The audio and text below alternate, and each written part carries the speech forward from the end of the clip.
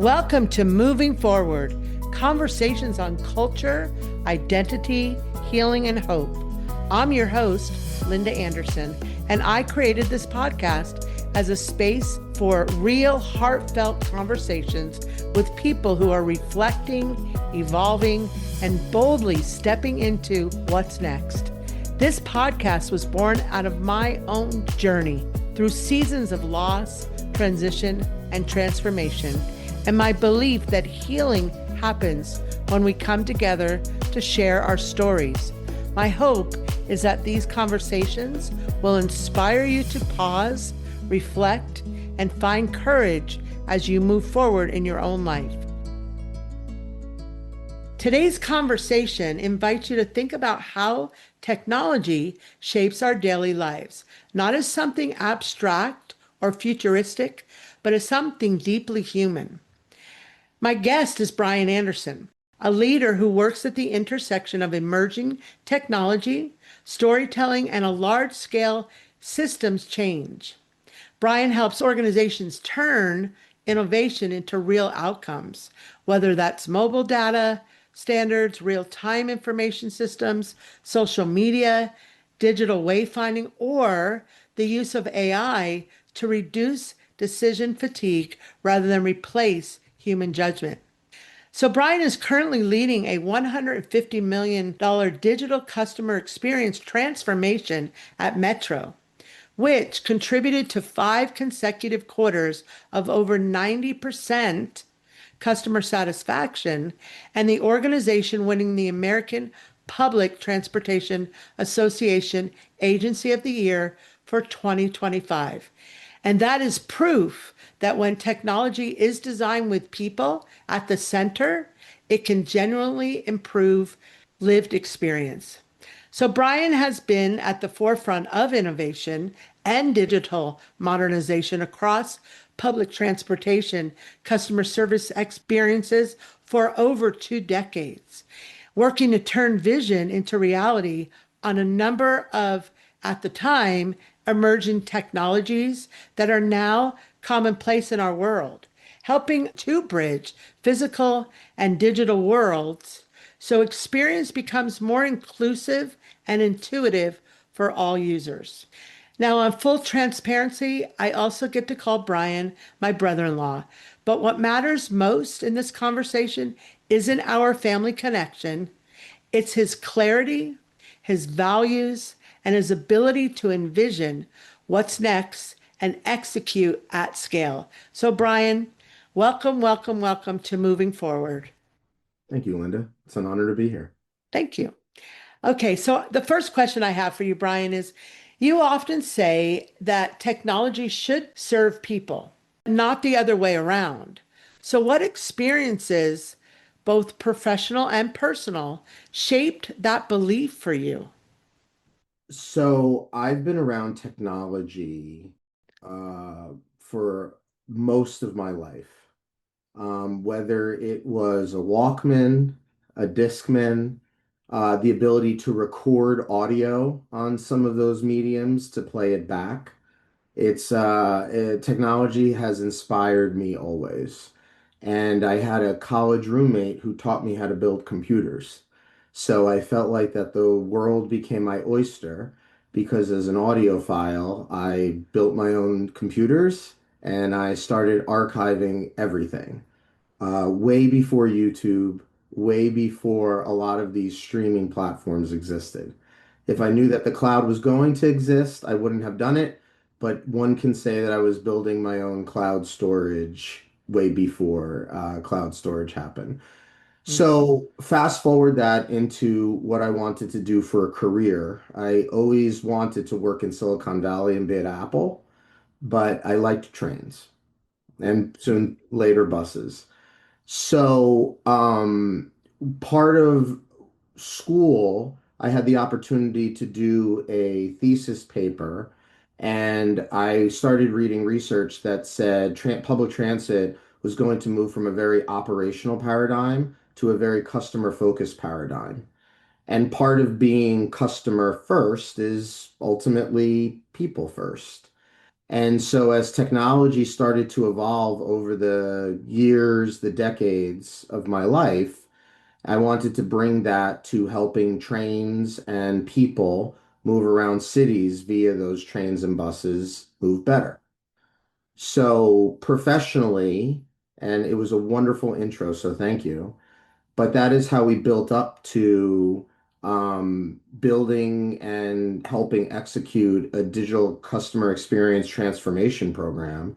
Because all through my career, I've been tasked with change in public transit agencies. So those experiences always focused on people first because I'm a very unique person who is sort of design, um, creative focused, but in an extremely technical world. The family is full of 8 engineers, and some days I think I was supposed to be the ninth. But I also really enjoyed music and being a radio disc jockey. So it was trying to figure out how to do that, yet roaming around and using transit to discover the world. So all that being said, I always got placed in marketing and communications departments, even though I was an information systems major, and I was sort of tasked with bringing change to an organization or a department at first, projects, departments, and then ultimately organizations because a lot of times the marketing comms departments were the catalysts for change and not the IT departments because they spent a lot of time just trying to keep the lights on their legacy systems than having the time to think forward and also think about the people that they come to work to help serve.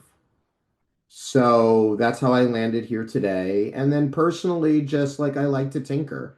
So whether it's a Lego or like I said, I built my own computers and attached all that to music, audio, video. We all know that the evolution of mobile devices and the iPhone changed the game and just playing into that. And now we're at AI, where here we are today, like overwhelmed, sometimes overstimulated.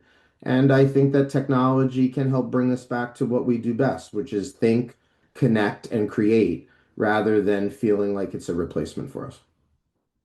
Ryan, thank you so much for that. Because what you did in my mind, and this is again moving forward, but I did go back to when you were young, and I can visually remember and see you playing with the Legos and the trains and tinkering with the computer. And this podcast is about moving forward and how you Mhm. did move forward. So I really appreciate you bringing that personal side out because I think as listeners are hearing you, how you have moved forward, even with those passions that you've had. So thank you for that. I appreciate it.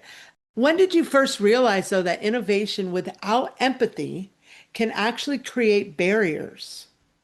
I don't know if I would use the word innovation without empathy, but I know technology or product development without empathy creates barriers because what it does is it's the equivalent of trying to stick a square peg into a round hole. Mm. Too many times, at least in my career, but we can probably see it in just products. And since we're focused on technology, how different companies sell and put out their products. If you don't think about the people who are going to use it, you can have the best ideas, the slickest things, but if people aren't going to use it, what good is it? Mm. So, when we look at some of the apex companies, when it comes to customer experience, when it comes to technology, so anything from a Target, a United or Delta Airlines, which, pioneered some of the chief experience officers. We all always point to Apple for its intersection of design and technology. They start to think about people, but they also want to empower people. And to me, that starts the conversation of empathy. Hmm. Also, there's a whole design process people have to think about. So talking to people, watching how people engage. And also, even before you get to the product mindset, sometimes you just have to observe how people act. You Mm. know, probably some of our greatest entrepreneurs and inventors watched people struggle or struggled themselves and wanted to solve a problem. Maybe it was for themselves, maybe it was for a small subset of people, or maybe they just came out of the gate and said that they can change the world, as I am one of those guys. Mm. But, crawl, walk, run, but you have to find a, I like to find a people problem or potentially a process problem Mhm. because process also impacts people. Mhm. But when you do it without empathy, again, I go back to square peg, round hole. You're forcing things down people's throats. They're either begrudgingly using it or they're not using it. And so what's the point? And so I think it's barriers to just industries moving forward. It's barriers to creation because then everyone feels stuck. Or they go, did you see that? It didn't work, but it Mm. may not have been done right. So that's when I first realized that. And then, working in quasi-government agencies, you see a lot of that. Sometimes there's a lot of sales pitches where something will solve everything, but it's an all-in-one solution that when you have limited resources, limited money, you're desperate for. And so you buy in because you don't think about people, you don't think about process, Mm. and then you get it, and then you're stuck trying to unravel, or you're stuck adding this layer of customization on the top to actually make it what you want, when really you should have done that first and then figure out Mhm. when you figured out what you're solving for, then you can create the solution for it. So I'm hoping the listeners are hearing you that you are very much a people person, I feel, and knowing you. And so, but with that being said, and managing people and so on, how do you keep people though, not tools, but how do you keep people at the center when pressure and timelines are real? So difficult. Yeah. So difficult. And sometimes you have to make sacrifices, Hmm. right? But I think, at least for me personally, I'm always thinking. I don't know whether it's a plus or a minus. My brain always feels like it's running at 100 miles an hour. So sometimes for me personally, it's just constantly anticipating the rush of time or resources, but still having a good idea and focusing on people in just different ways. I think also we make a bigger deal about some of the processes than we need to, right? Like a focus group can probably be 5 people for 30 minutes and then at least you've started something or you have some feedback. Or now we're in a world because of AI and all these other things of rapid prototyping. I love the phrase, I've been taught by a lot of mentors, and I love the phrase, give people something to react to. And so that's what you're seeing come out of, from a technology standpoint, you're seeing that come out of Silicon Valley. Usually Silicon Valley is the first on these things. Government gets hit, second, third, fourth in in the spirit. I don't like that because my whole life has been basically government, but still. But rapid prototyping, asking people, giving people something to react to. So to your point about time, yeah, we're all time constrained now, but there's still opportunities, and especially because technology has come so far in the last 20, 30, 40 years, there are opportunities to get rapid feedback. And even if you keep changing and iterating, you are still keeping people first, right? If you just go, I didn't have time, so this is what I chose and this is what everyone's stuck with. Like, how did we get here? That to me Mhm. is a process breakdown. But when we talk about empathy and people, we gotta think about a lot of things all at once. And that is definitely who you are. I mean, you have a lot of empathy for people, and I know it is hard. And in the position you're in, and different things that are coming at you, and we'll go more into AI in a little bit. But the next thing, though, is about the wayward technology. So you've been deeply involved in wayfinding technology across major transit systems. So for the listeners who may not realize how complex navigation can be, especially for people with disabilities. Why does wayfinding, so I'm going to pull that word out again, wayfinding matter so much? Well, so just for your audience, let me ground everyone, if I may, in what wayfinding is, Great. Thank you. right? So my experience and career is in, like we talked about, public transit. But at its core, wayfinding is just the ability to get around something. So when Mhm. you go to the mall and you stand at a map and your store that you want to go to is numbered or lettered and you have to go upstairs and then you see a series of signs and arrows, at its core, that's wayfinding.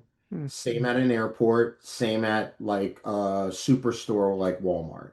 Anytime you see a confluence of symbols, colors, words on signs, that's the concept of wayfinding at its core. And then it can layer into apps and all of these other things, but it's just the innate ability to move people around Mm. from signage. Um, it's kind of interesting because I luckboxed into this. Again, we had a problem that my boss wanted to solve at the office, and I spent years trying to figure out how to do it. And I'm still sort of at it, but we've had a number of pilots, at least at Metro, which is the public transit agency in DC. There are a number of metros in the country, so I'm representing Washington, DC. But there's a complexity because just when you start, because our public transit agency and a lot of the East Coast and Midwest transit agencies are multimodal. So there is the act of getting off of a train to a bus. In Boston, there are ferries that you can connect to. So there's a series of modes that people are taking to get from point A to B, right? Or point A to C via B. And you want that to be as seamless and as easy as possible because, to the point earlier about square peg round hole, Mhm. if people don't know how to do it, they're not going to adopt. And in a world where you can hail a car on your phone, whether you can afford it is a different story. But in a world where simplicity and seamlessness is built into a lot of opportunity, you know, my our CEO says that public transit is the original rideshare. And Mm. he's kind of right, but you have to make it as easy as the current ride share. Mhm. So the complexity is just one, just trying to um, uh, create a design and a set of guidelines that will measure up to many, right? And so to then add on the layer of accessibility and inclusion, not everyone comprehends information the same. Mm. And, we have laws protecting people on that. That's the whole point of the American Disabilities Act. But, Okay. we have people who don't fall under ADA, but still like need support. Mhm. So you're constantly thinking about it. You're constantly getting feedback. And you know what? You're just going to try it because sometimes you can't be everything to everyone, but Mhm. your goal is to always come as close as possible. And so, yeah, it's a really complex problem, but also you begin to solve it in pieces. You may solve it by mode, you may solve it by one place versus, 100 places at once, and then you take it from there.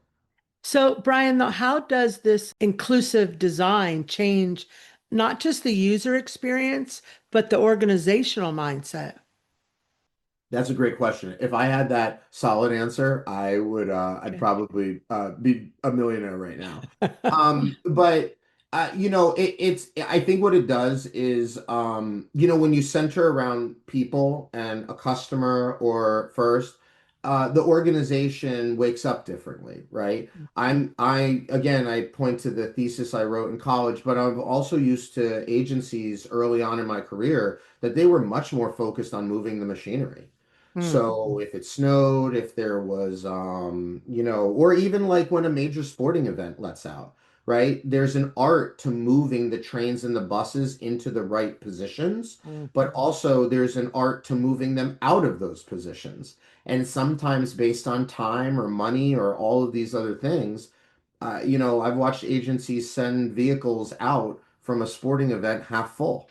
But how is that possible when the stadium is 100,000 people and you're trying to stuff as many people onto something as possible? So it's a lot of work, it's a lot of relationship building. But when you start to think about it differently, then the organization is different. And I think that it starts to build empathy into the organization, where an operator can take an extra minute to wait. A supervisor or someone or an ambassador takes an extra second to help and direct and give that personal touch.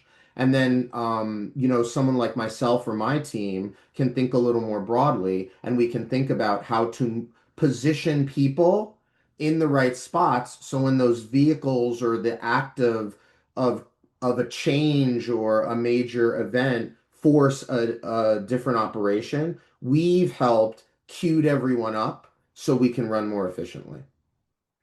I'm going to go on to the AI conversation, but I keep, every time I'm listening to you and I'm hearing you, I'm going back to where your journey started. And I mean, as far as the Legos and, tinkering with the computer and so on, it's taken you. And I really want listeners to understand that your own transformation with everything that you allowed to come in you definitely has taken you to so many things and extremely beneficial for those that you are working with. So, Brian, you've spoken about using AI to reduce decision fatigue rather than replace human judgment. So, I'd like you to unpack that. Like, what does that look like in a practice? Um, so for for me personally, what that looks like is one, trying, two, being honest. Mm. It's really hard for a human to be honest with a machine. I realized I just went all in and tried it like maybe a couple months after ChatGPT first launched, right? And just a little background also for your listeners, right? Like we're so used to saying the brands. We say ChatGPT or OpenAI, which is the company powering ChatGPT, Right. or some users might be used to Anthropic and Claude. Now Google, when you type, you get a little AI result. That's Gemini. But all of this just fundamentally, if anyone's curious, the technology powering it is a large language model. And Mm. that's actually been around for, like scientists and others have been working on that for decades, right? So what we're experiencing is decades of scientific research, work, and trial and error Mm. that has now come to fruition to help us or hurt us, depending on the listener you are. But I just want everyone to understand that, right? Like foundationally, that's a large language model, and that is what is helping this conversational tone.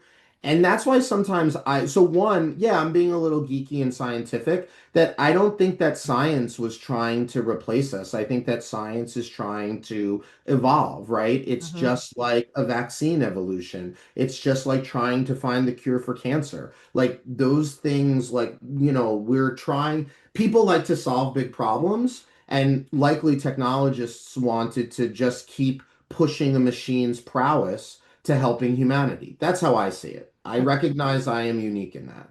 Uh, But if I go back to just being honest with it, right? So foundationally, if we're having conversations with machines, yes, you have to work through that. I went all in one day, just based on a couple personal events, and just started putting stuff in and seeing what came out. And honestly, it was started to be pretty good. mm. Because when I started being honest with it, it started being honest with me. Mm. And I've had experiences where it says, well, you're wrong.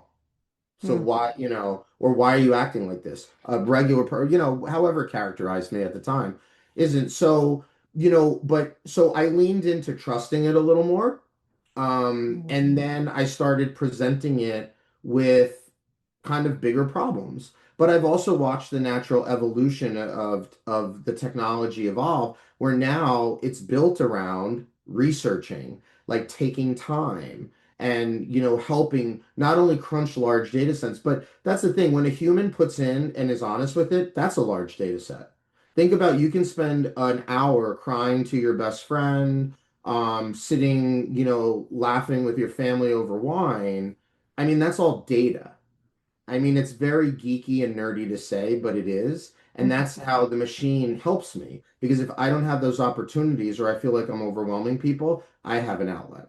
So I think that that helps. And then when I start putting in, whether it's personal or professional decisions, I have probably trained it with how I think or what's going on in my head. But even if I haven't, I'm starting to get results that take a mind that's running at 100 miles an hour Mm, and either slows it down to 55 mhm, or it funnels it and narrows it. So even though I'm still frenetic, I'm like a little more focused, but then sometimes focus starts to yield good results. mhm. So, and I just want to, the other disclaimer I want to make sure that I add, I totally believe and understand trust and safety. Like, I am not Uh, just throwing proprietary information in random right. models. I'm lucky enough to have secure models at work that are just based around the enterprise technology. So I can work with confidential work information at work. Not everyone is doing that, and that's Mhm, part of the controversy. But that's the balance, right? About being honest and open, giving it a lot of data, but then the broad sense of trust and safety. mhm. But I mean, I know, like I said, the key takeaway is that sometimes it slows my mind down or it focuses me. And sometimes once I'm focused, I walk away from it and I take a couple extra minutes and then I have made a decision. Rather than feeling like I have nine decisions to make, Yeah. it's kind of either made them some for me, or it's given me one decision to make first, so I don't feel as fatigued. So, but on that note, though, I mean, you've talked a lot about you and personally and where you're going with it all, but can you give an opinion or a thought where do you see organizations getting AI wrong right now?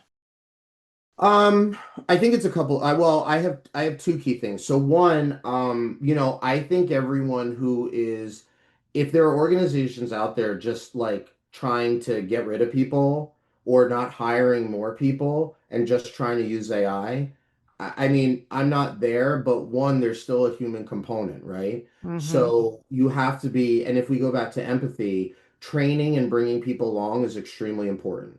I think sometimes the media acts as if like these companies are just ditching people for machines. I want to give some of the companies credit. I Hmm. think that they are just finding efficiencies, but I also think sometimes it's on us to constantly evolve and move forward. So I think that it's very frustrating for people who are not keeping up and learning because they thought that they could stay doing the same thing for another X number of years. But learning is a constant evolution. But yeah, so a company that I think is all in on just the machine rather than the human, I think it's going to be a detriment in a couple of years when um, people start retiring just legitimately and they just need more people. And then they'll Hmm. be stuck rather than people who have found like, who have struck a little bit of a balance of efficiency, but also just keeping the human sense. And I know that there's a lot of companies out there that are thinking about how to train their managers to not only manage people, but machines. And I know that is one area that I am dying to get into. Like I'm dying to know what it is like to add another member of the team that's a machine.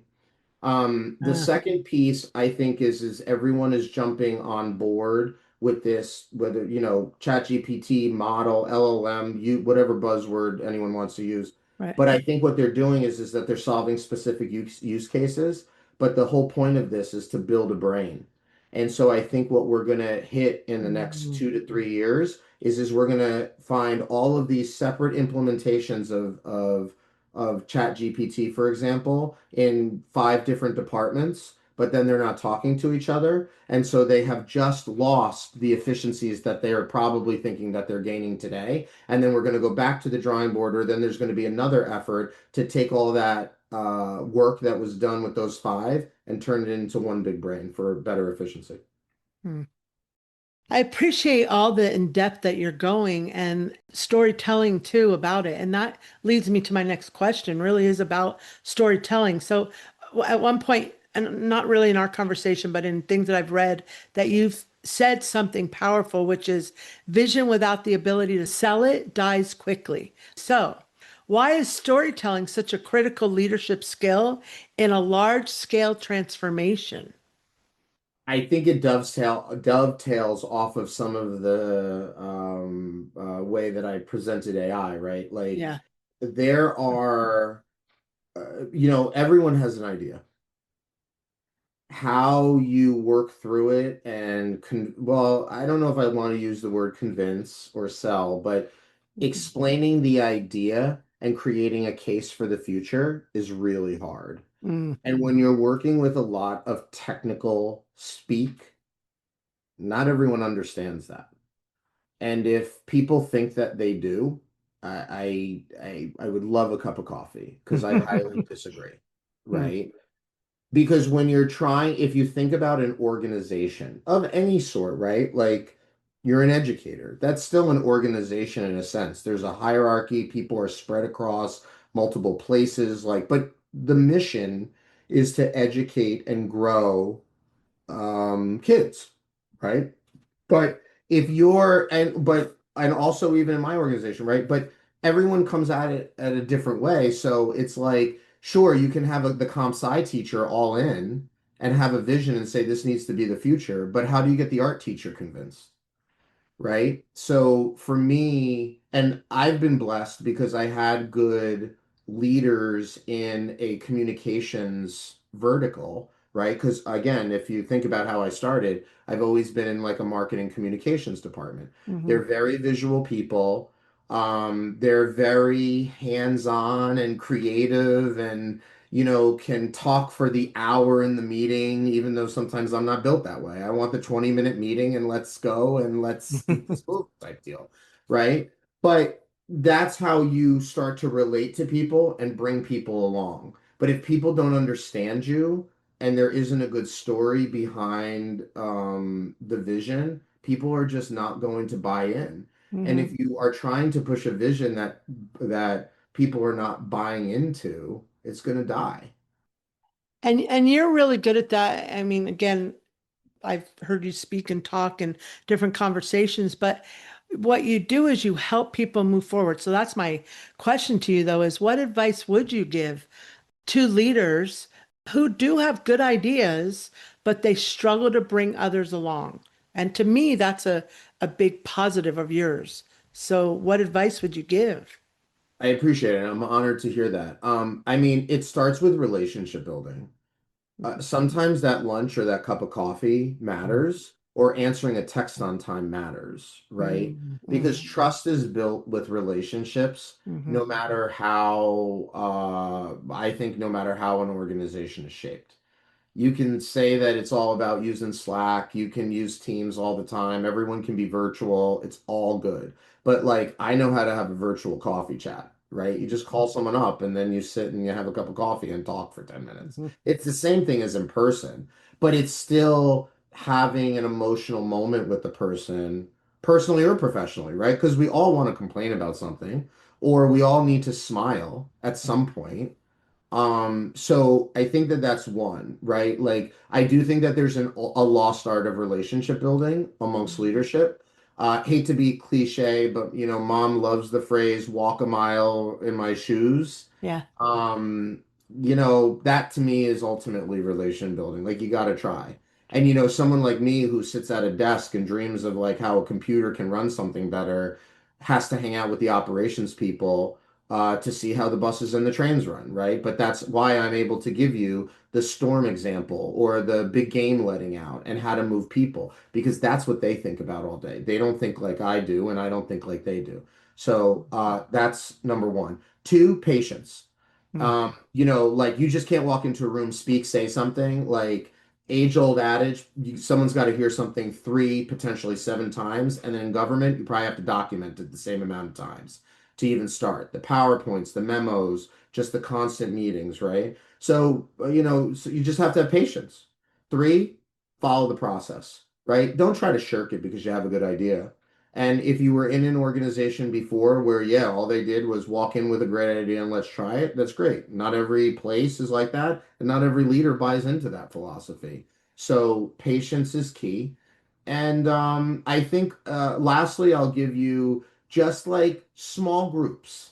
Let people have a hands-on experience or hear what people have to say to refine the vision, right? Mm. And whether that's a tiger team, a small working group, you're just doing it grassroots, at 4 o'clock because you found 5% of your week that you can do this. I think that that goes a long way as well. Mhm. What I'm pulling from this, and I have another question about the trust, but is you are all about voice and letting that voice be heard. And I appreciate that. And I think moving forward, it is about that, hearing that voice and letting people hear their voice. So you actually are delivering a $150 million transformation with sustained high customer satisfaction, which is not easy. It's no small feat to do that. And you kind of talked about the trust, but what does it take to lead change at that scale without you losing the trust? I mean, it, there's when you are trying to truly create change like at this level, um, like there are days you do lose trust. Hmm. Sorry, not sorry. Right. But I think it's patience, it's support. Again, it's you use the relationship. But I think that I think you also have to just you have to believe in yourself and you have to really believe in your idea, right? Hmm. Because everyone will more likely explain to you why it can't happen than figure out how to get to yes. Hmm. But if you remind yourself what you have, and you constantly push and you constantly work with people, I'm not gonna lie, they're just gonna be bad days. But if you really believe in what you're doing and you start to feel the baby steps that you're making in progress, whether it's every day, every week, every month, I mean, this transformation, just building the idea and the consensus alone was probably 4 years in the making. Wow. And then luckily there were leaders who kind of they wanted like a larger strategic change that this was leaning into. And I remember having to present this idea, and I was one of 20 people presenting to a new CEO that walked in the door maybe a month or two prior to my presentation, a chief digital officer who wasn't even officially started at the organization, but he came to listen because he knew that this is what he was going to have to listen to. Chief experience officer tasked with some customer experience transformation evolution because this was the first time our organization ever had an experience vertical. And but like I said, it took a long time and I got small wins and consensus, and Hmm. so I didn't lose trust in those people who gave me those small wins and consensus. And at the end of the day, the chief digital officer picked this program on top of two others to advance. And, we are not near the completion, but probably about 3 years in. Sorry, I can't give you a percentage, but we've made significant strides, not only internally to our processes and our software, but also out in the field. Like we have a number of systems that customers look at every day that are modernized because of it. Hmm. So, just a couple of final questions. One is when you do think about the future of transit, technology, and accessibility, what gives you hope? I think that people are coming along, right? I think that also what I love is I remember wanting to work in transit and or government when it wasn't cool. Hmm. I don't know if just factors of economy, sustainability, I'm not sure what drives everyone, but I know that there's like a movement where government is kind of cool now. And I watch people half my age coming out of school and they want to change the world in a different way. And they want to take it through policy, sustainability, ultimately government. Hmm. And that's really refreshing because it is very nice to finally work in an environment where there are people half my age who share energy and like to Hmm. learn from how all this happened. Because I know I feel like I had to fight a much steeper hill. I climbed a much steeper hill Yeah. than what I'm witnessing today. So I think that gives me hope. The future definitely gives me hope. I've been blessed and afforded opportunities for the industry and the organization to help mentor or share some of these philosophies and story across the industry. So I just think that being able to talk amongst more peers and share, because we're all solving the same problems, at least in Mhm. transit. It's just how, the size of the system, the resources we have, but it's nice to know that a network is being built across the industry also, that I'm contributing to. And I just think that you know um sure, we can talk about robocars, all the things, but there's something still that transit can move people at scale, Mm. right? And so whether you think about the Bay Area that you're in, like Waymo is great, right? Love it. Yeah. But like Waymo is not going to get what, 2 to 3,000 people across the bay at the height of rush hour like BART will.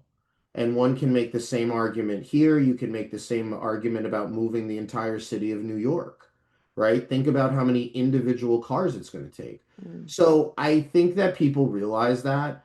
And so I think that there's a viability of all of these things. It's just how everyone thinks about it. And I think technology brings that intersection together because I truly do think that we can live in a world where you don't need a car.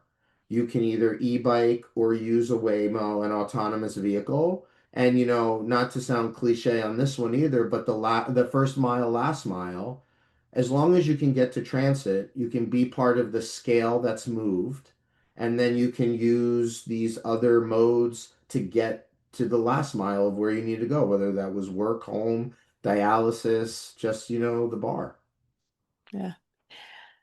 So I have one more final question for you, and this question has to do with moving forward. And I really, listeners, knowing Brian again, he has moved forward in many different areas, and doors open, and he went through them. And so, Brian, my question to you is, what, at this point, both professionally and personally, what does moving forward mean to you right now?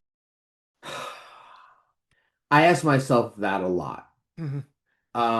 But just thinking about it or trying to answer it right now, peace, grace, and a more manageable future for myself and others. Mm. Great. Just quickly, grace, we all want to move fast, have a lot to do. I don't think we sometimes slow down and realize that we're all doing the best we can, and we Mhm. have to be thankful and appreciative to ourselves and others.